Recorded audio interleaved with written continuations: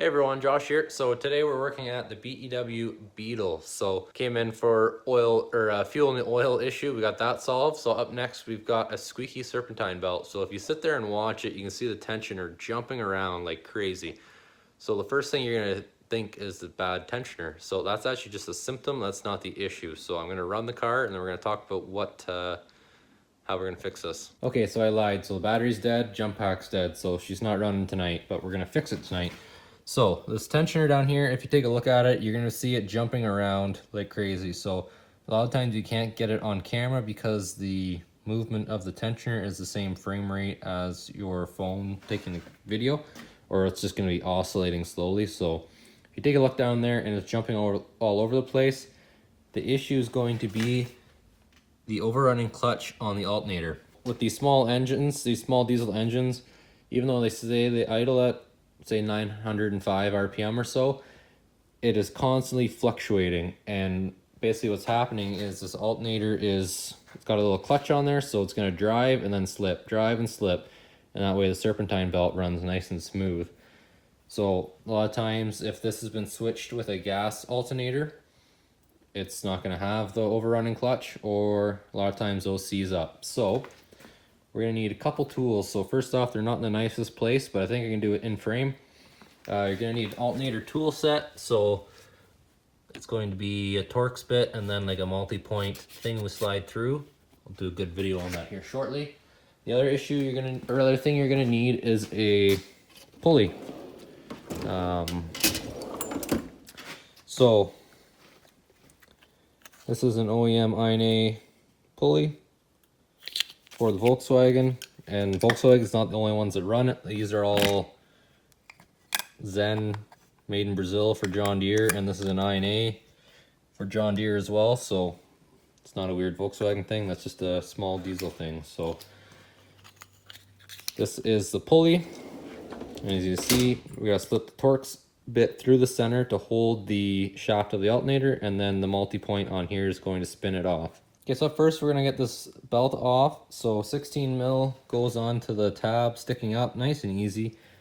If you got the L pin, you can fully untension it and then lock it. If you don't have the L pin, then you're just going to slip the belt off and then let the tensioner relax and then worry about that after. It's not a big deal either way.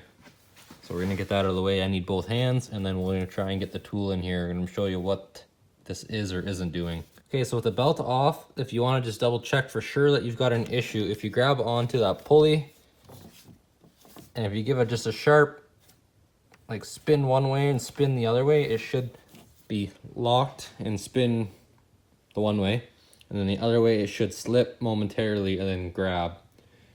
It's just you don't have a whole lot of resistance there. So this one's locked up both ways. So we're gonna get this thing off. So a toolkit. I don't know if these are special, but I think they're all the same. I think these are just, yeah. Pretty sure all the multi-points are the same. And then just depending on the style on the alternator will vary on which, whether you need like a T50 or a triple square. I've used this a fair bit, if you can see that. So I'm gonna figure out which one we need here and then start taking it apart. Okay, so it was that triple square down in there. So we are lefty-looseying the multi-point socket that we have in the alternator pulley. So I'm not sure if this is gonna work.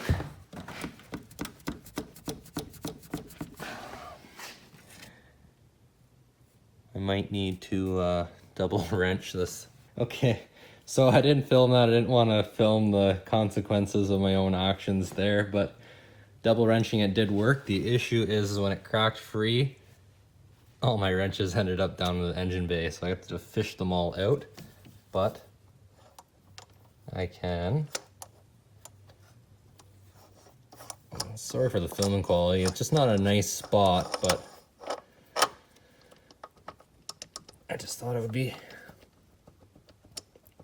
something nice and simple to document if any other people are having this issue.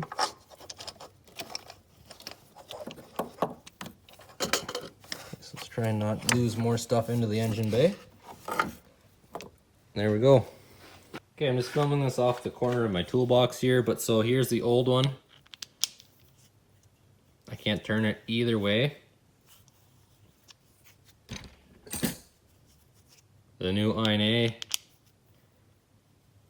I can slowly turn it this way, so that's a fair bit of resistance, but it can go that way, but then you go this way and it's locked up. So overrunning clutch, that's how it overruns. So dab of blue Loctite might not be the worst idea. I don't really have a torque spec for it, but pretty tight. So I'm gonna slide this back together here. I just thought I'd mention, so I have seen these, a lot of times they lock up, but sometimes, especially on the John Deere equipment for some reason, all these will fall out of them, and then you'll get a call wondering why the serpentine belt fell off, and then this pulley will be nowhere to be found.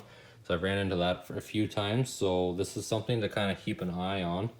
The other thing is, as far as buying them, so I think this one came from ID Parts, but the rest, this one, which is also the identical one, it's an INA as well as these Deere ones, they all came from Anchor Motorworks, so he can get them for a pretty good price too, and shipping in the US is pretty reasonable. The only reason I got this one from ID Parts was I already had a bunch of stuff on order for this thing, so save on a bit of shipping here to Canada. Okay, so we're using the torque spec good and tight here, so I had just a dab of blue Loctite on there, and then just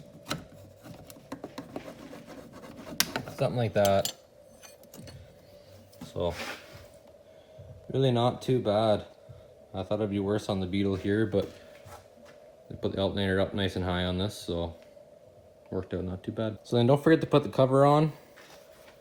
It is a sealed clutch, but that cover also helps keep dust and crap out of there, and then hopefully it's not rusty the next time you have to change it. So that, push your serpentine belt back on and you should be set. So hopefully this quick and easy video helped, and thanks for watching.